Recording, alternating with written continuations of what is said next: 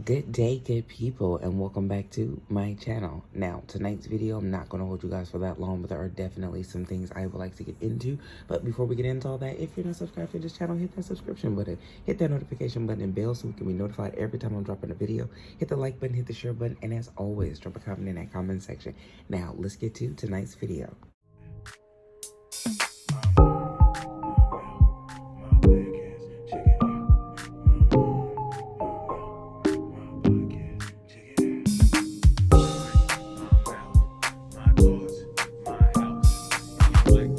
Now, like I said, in tonight's video, I'm not going to hold you guys for that long, but there are definitely some things I would like to get into when we're talking about this situation that is going on with the NBA.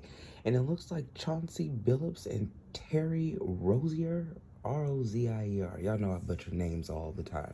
But it seems as if these two, amongst, they're saying LeBron James, they are saying Gilbert Arenas, they are naming a whole bunch of athletes in the NBA who are alleging to be a part of basically this insider gambling situation that is taking place. I want you guys to take a listen to a quick snippet, and then of course I'm going to come back with the rest of my commentary. Welcome to the show. What more can you tell us?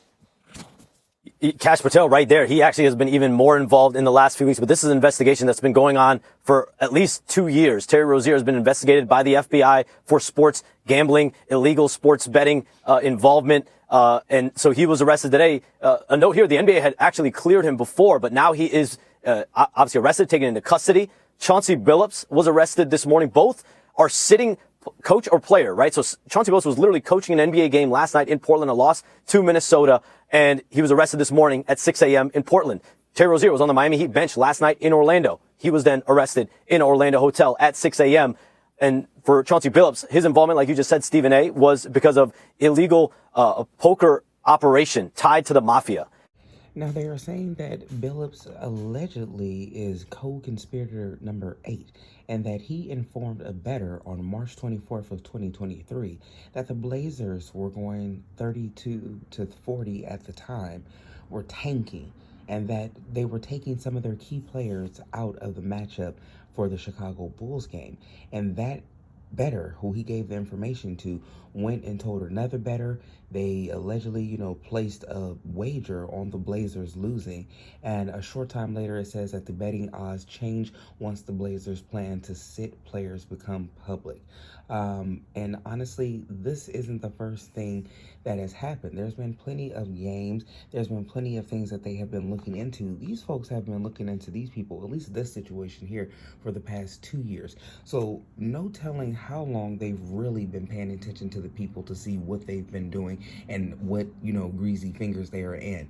It's not hard to think that someone who is a coach or someone who is a player, because there are players who are, allegedly, included in this as well, to give off information to people in the mob or mafia or whatever they are, alleging that this information was given to, for them to do bets and win a significant amount of money. I wouldn't put it past the players to know certain things and to make bets themselves because they know certain things. They know that a certain player from their team is not going to play or is out for a certain amount of time, so they, figure that they're going to lose or they're going to win. Or I imagine that players are doing this.